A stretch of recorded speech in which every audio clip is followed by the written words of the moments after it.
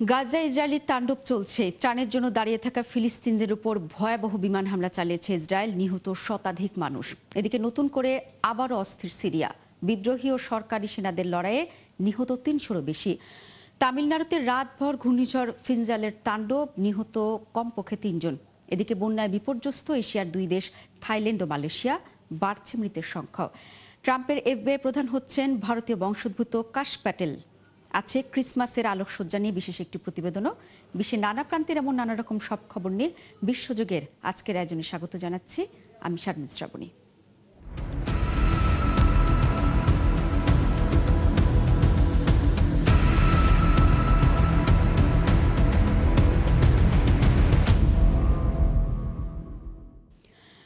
গাজায় গেল 24 ঘন্টা ইসরায়েলি বাহিনীর হামলায় ত্রাণ কর্মী সহ কমপক্ষে 100 জন নিহত হয়েছেন। তাদের মধ্যে উত্তর গাজার জাবালিয়া শরণার্থী শিবিরে ইসরায়েলের বিমান হামলায় 40 জন ফিলিস্তিনিও নিহত হয়েছেন।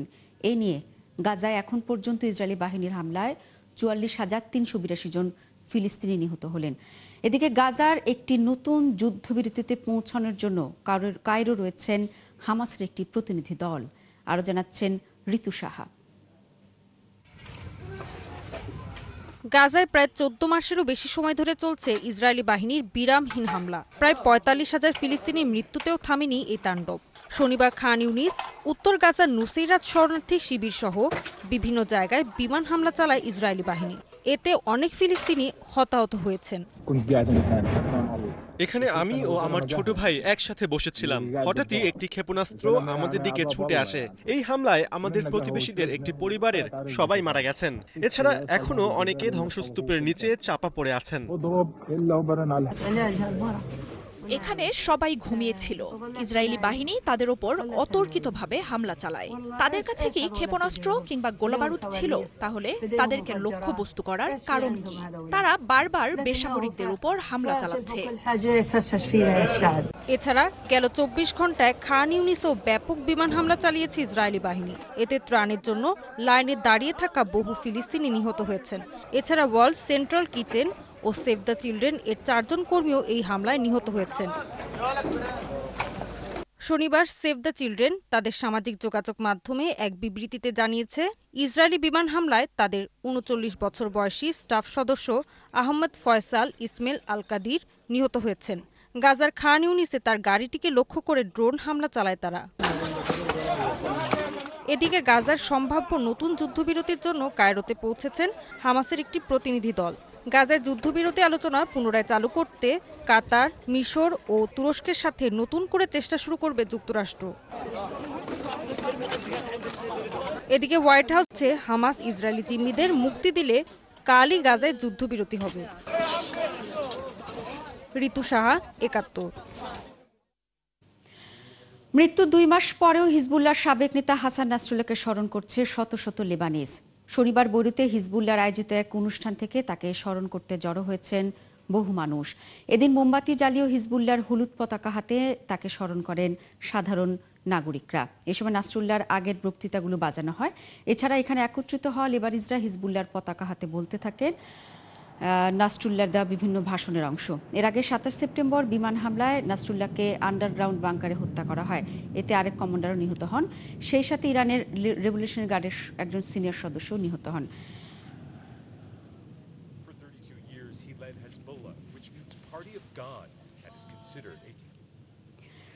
সিরিয়ার দ্বিতীয় বৃহত্তম শহর আলেপ্পোতে বিদ্রোহীরা প্রবেশের পর সেখান থেকে সরে গেছে সরকারি সেনারা। সিরিয়ার অবজারভেটরি ফর হিউম্যান রাইটস জানিয়েছে, এই লড়াই অন্তত 3 শতাধিক মানুষ নিহত হয়েছেন। এর মধ্যে 20 জন সাধারণ নাগরিক। শুক্রবার আলেপ্পোতে প্রবেশ করে সুন্নি মুসলিমদের নিয়ে গঠিত বিদ্রোহী গোষ্ঠী। সিরিয়ার সেনাবাহিনী জানিয়েছে, বিদ্রোহীদের সঙ্গে তীব্র লড়াইয়ে তাদের বেশ কয়েকজন সেনা হতাহত হয়েছে। বিদ্রোহীরা আলেপ্পোতে প্রবেশের পর তাদের বিভিন্ন অবকাঠামো লক্ষ্য করে বিমান হামলা চালিয়েছে রাশিয়ার বিমান বাহিনী। 2011 সালে দেশটিতে শুরু হয় গৃহযুদ্ধ। 2015 সালে বাশার আল আসাদের সাহায্যে এগিয়ে আসে রাশিয়া। সে বছর সিরিয়া লক্ষ্য করে ব্যাপক বিমান হামলা চালায় তারা। এরপর বিদ্রোহীরা পিছু হটতে বাধ্য হয়। কিন্তু সাম্প্রতিক সময়ে রাশিয়া ইউক্রেন নিয়ে ব্যস্ত থাকার সুযোগে বিদ্রোহীরা আবারও তৎপর হয়ে উঠেছে। তারা 2016 সালের পর প্রথমবারের মতো আলেপ্পোতে প্রবেশ করল।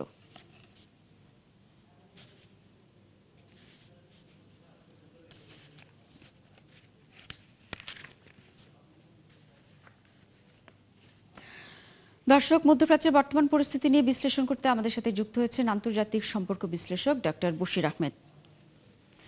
আপনাকে স্বাগত জানাচ্ছি ৭১ বিশ্বযুগে। প্রথম যে প্রশ্নটি রাখতে চাই, আমরা দেখেছি যে ইসরায়েল লেবাননের সাথে যখন যুদ্ধবিরতি চুক্তিতে পৌঁছলে তারপর গাজায় তারা দ্বিগুণ হারে হামলা চালাচ্ছে, অভিযান চালাচ্ছে। কি মনে হচ্ছে, আরও নতুন করে গাজা যুদ্ধ কি বিস্তৃত হতে যাচ্ছে? আপনার বিশ্লেষণ কি বলে?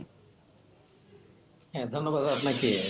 গাজার এই যে যুদ্ধ যে চলছে 2023 সালের 7 অক্টোবর থেকে, সেটা তো 14 মাস অতিক্রান্ত এবং এখন যে এটা তো কোনো কিছুই অবশিষ্ট নেই। প্রায় 45,000 লোক সেখানে মৃত্যুবরণ করছে, সিভিলিয়ান ক্যাজুয়ালিটি হয়েছে। এখন সেই যুদ্ধবিরতি চলার জন্য বিভিন্ন যুক্তরাষ্ট্রের নেতৃত্ব বিভিন্ন গোষ্ঠী বিভিন্ন দেশকে দেখেছি, যেরকম আপনি বললেন যে কাতার, তুরস্ক এবং মিশর, যে যুক্তরাষ্ট্রের দুই একবার হয়তো যুদ্ধবিরতি খুব সাময়িক ছিল, সেখানে কিছু আপনার জিম্মি কিছু মুক্তি হয়েছিল, কিন্তু সেটা পরবর্তীতে আর দীর্ঘস্থায়ী হয়নি। কিন্তু আবারও এবার আমরা লক্ষ্য করলাম যে এখন গতকাল আমরা দেখলাম যে কায়রোতে আপনার আমাদের হামাসের প্রতিনিধি সেখানে উপস্থিত হয়েছেন এবং যুক্তরাষ্ট্র আবারও আরেকটি উদ্যোগ নিতে যাচ্ছেন, যে কাতার, তুরস্ক এবং মিশরকে নিয়ে। এবং সেই উদ্যোগ কতটা বাস্তবায়ন হবে সেটা বুঝছি না, কিন্তু গত কয়েকদিনে তো আপনি যে রিপোর্ট দেখছি বিভিন্ন পত্রিকায়, যে সেখানে প্রায় 300-র অধিক নিরীহ ফিলিস্তিনি সেখানে মৃত্যুবরণ করেছেন ইসরায়েলি বাহিনী কর্তৃক। এখন সেই যুদ্ধবিরতি কতটুকু কার্যকর হবে সেটা কিন্তু এখনো বোঝা যাচ্ছে না। কারণ হচ্ছে একদিকে আপনার ট্রাম্প অ্যাডমিনিস্ট্রেশন হয়তো জানুয়ারি 20 তারিখ থেকে আসবে। এর আগে আপনার এই মধ্যপ্রাচ্যের এই যে বাইডেন অ্যাডমিনিস্ট্রেশনের যে যুদ্ধনীতি, সেটা কোনো পরিবর্তন এখনো দেখিনি আমরা। যদিও নিষ্ফল বিভিন্ন রকম কূটনৈতিক উদ্যোগ ছিল, এবং সেই কূটনৈতিক উদ্যোগ কি বাইডেনের শেষ মুহূর্তে কি এটা কোনো বাস্তব রূপ নিবে কিনা সেটা নিয়ে কিন্তু সন্দেহ হচ্ছে। কারণ তো যুদ্ধ থামার কোনো লক্ষণ নেই, এবং ইসরায়েলিদের যে আক্রমণ সেটা কিন্তু ক্রমশই বাড়ছে বলে মনে হচ্ছে। এবং সেটা এখন কায়রোতে যে উদ্যোগটা চলছে সেটা হয়তো সেটি আসলে ভেস্তে যদি যাবে বলে বাস্তবায়ন আপনি মনে করছেন, এবং যেটি বলা হচ্ছিল যে লেবাননের সাথে যুদ্ধবিরতির সুযোগে তারা মাত্রা বাড়িয়েছে। একটু সিরিয়ার দিকে নজর দিতে চাই। নিশ্চয়ই আপনি শুনেছেন যে হঠাৎ করে কিন্তু সিরিয়া বিদ্রোহীরা মাথাচাড়া দিয়ে উঠেছে, এবং হচ্ছে যেটি বলতে চাই যে এই সিরিয়ার বিদ্রোহীদের উত্থানটাকে আপনি কিভাবে দেখছেন? যেটি অনেকটাই থেমে গিয়েছিল, শান্ত পরিস্থিতি বিরাজ করছিল, সেটি আবার মাথাচাড়া দিয়েছে। আপনার বিশ্লেষণ কি বলে?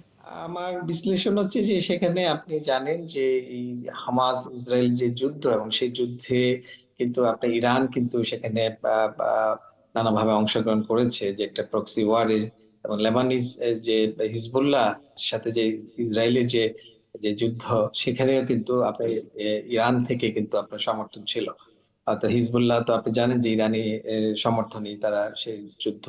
এবং সেই যুদ্ধটা আপাতত ইসরায়েল এবং হামাস হিজবুল্লাহর মধ্যে যে একটা যুদ্ধবিরতি আসছে, সেটা মার্কিন যুক্তরাষ্ট্র এবং ফ্রান্স সেখানে মধ্যস্থতা করেছিল।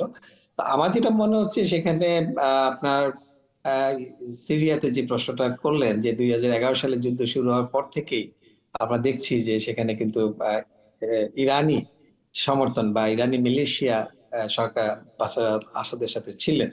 তো এখন আমার যেটা মনে হচ্ছে যে ইরানের বিভিন্ন যে মিলিশিয়া, তারা কিন্তু ইসরায়েলের সাথে যুদ্ধে কিন্তু নানাভাবে জড়িয়েছে। এবং এই এই মুহূর্তে আমার কাছে মনে হচ্ছে যে ইরানের যে মিলিশিয়াদের হয়তোবা একটু বা যুদ্ধে তাদের হয়তোবা অংশগ্রহণ কমে গেছে, এবং হয়তো আগের মতো সেই সমর্থনটা নেই। ফলে এই সুযোগে কিন্তু বিদ্রোহীরা আপনার সেই আপনার দেখছেন আলেপ্পোতে, আমরা দেখলাম যে আলেপ্পো প্রায় নগরী দখল করে ফেলেছে, যেটা 2016 সালে সরকারি বাহিনী দখল করেছিল। অর্থাৎ আমার কাছে যেটা মনে হয়েছে, যেটা যে ধরনের তথ্য আমাদের কাছে আছে, অর্থাৎ সেখানে আলেপ্পোতে তেমন কিন্তু বিরোধিতার সম্মুখীন হয় না। অর্থাৎ সরকারি বাহিনী কর্তৃক বিদ্রোহীরা কোনো আপনার বিরোধের সম্মুখীন হয়নি, তারা খুব সহজেই কিন্তু আলেপ্পো দখল করেছে। তো এই ক্ষেত্রে মনে হচ্ছে যে ইরান সমর্থিত যে শিয়া মিলিশিয়া এবং সরকারি বাহিনী, এবং সেটা রাশিয়া যে যুক্ত ছিল, তাদের তিন গ্রুপ থেকেই খুব বেশি প্রতিরোধের সেখানে সম্মুখীন হয়নি বলে বিদ্রোহীরা কিন্তু আপনি আলেপ্পো দখল করেছে।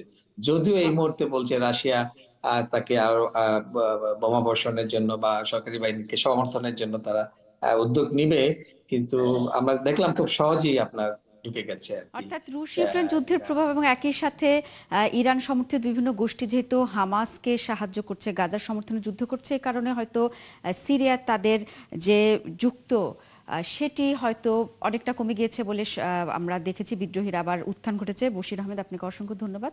আপনার সাথে যুক্ত হয়ে আমরা মধ্যপ্রাচ্যের বর্তমান পরিস্থিতি বিশ্লেষণ করলাম। দর্শক, আমাদের সাথে যুক্ত ছিলেন আন্তর্জাতিক বিশ্লেষক বশির আহমেদ। চলে যেতে চাই পরবর্তী খবরে।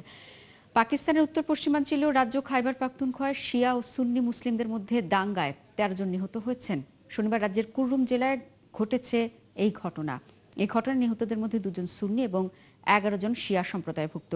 দেশটির স্থানীয় কর্তৃপক্ষ বলছে, বর্তমানে 2 সম্প্রদায়ের মধ্যে পারস্পরিক আস্থার গুরুতর সংকট দেখা দিয়েছে। পরিস্থিতি শান্ত করার জন্য বেশ কয়েকবার স্থানীয় নেতাদের সহযোগিতা চেয়েছেন তারা, তবে তারা এতে আগ্রহী নন। পরিস্থিতি এখন এমন পর্যায়ে পৌঁছেছে যে অনেকেই বাড়িঘর থেকে পালাতে চাইছেন বলেও জানিয়েছেন তারা। পাকিস্তান সুন্নি মুসলিমরা সংখ্যাগরিষ্ঠতা হলেও আফগানিস্তানের সীমান্তবর্তী কুররুম জেলায় উল্লেখযোগ্য সংখ্যক শিয়া মুসলিম জনগোষ্ঠী রয়েছে। 2 সম্প্রদায়ের মুসলিমদের মধ্যে সংঘাত নতুন নয়, তবে গেল 10 দিন ধরে এটি আশঙ্কাজনক হারে বৃদ্ধি পেয়েছে। ভারতের তামিলনাড়ু উপকূলে ঘূর্ণিঝড় ফিঞ্জাল আঘাত এনেছে। শনিবার রাতভর তাণ্ডব চালিয়েছে। রবিবার সকালে শক্তি হারিয়ে ঘূর্ণিঝড়টি গভীর নিম্নচাপে পরিণত হয়েছে। ঘূর্ণিঝড়ের প্রভাবে চেন্নাইয়ে ভারী বৃষ্টিপাত হচ্ছে। এখানে বৃষ্টিজনিত ঘটনায় 3 জনের মৃত্যু হয়েছে। পূর্ব সতর্কতা হিসেবে তামিলনাড়ু, অন্ধ্রপ্রদেশ, কেরালা, কর্ণাটকের বিভিন্ন অঞ্চলে রেড অ্যালার্ট জারি করা হয়েছে। ঘূর্ণিঝড় ফিঞ্জাল এখন অবস্থান করছে পুদুচেরির কাছে। ফিঞ্জালের প্রভাবে সোমবার পর্যন্ত তামিলনাড়ু, পুদুচেরি, অন্ধ্রপ্রদেশ এবং কর্ণাটকের বেশ কিছু এলাকায় ভারী বৃষ্টির আশঙ্কা জারি করা হয়েছে সতর্কতা। ক্ষয়ক্ষতি এড়াতে স্কুল, কলেজ, অফিস, আদালত বন্ধ ঘোষণা করেছে তামিলনাড়ু সরকার। দুর্যোগ মোকাবেলায় বিভিন্ন এলাকায় খোলা হয়েছে 2000-এর বেশি ত্রাণ শিবির। এদিকে ঘূর্ণিঝড় ফিঞ্জালের প্রভাবে শ্রীলঙ্কায় এখনও রেড অ্যালার্ট জারি আছে, যদিও দেশটির বন্যা পরিস্থিতি ধীরে ধীরে স্বাভাবিক হতে শুরু করেছে।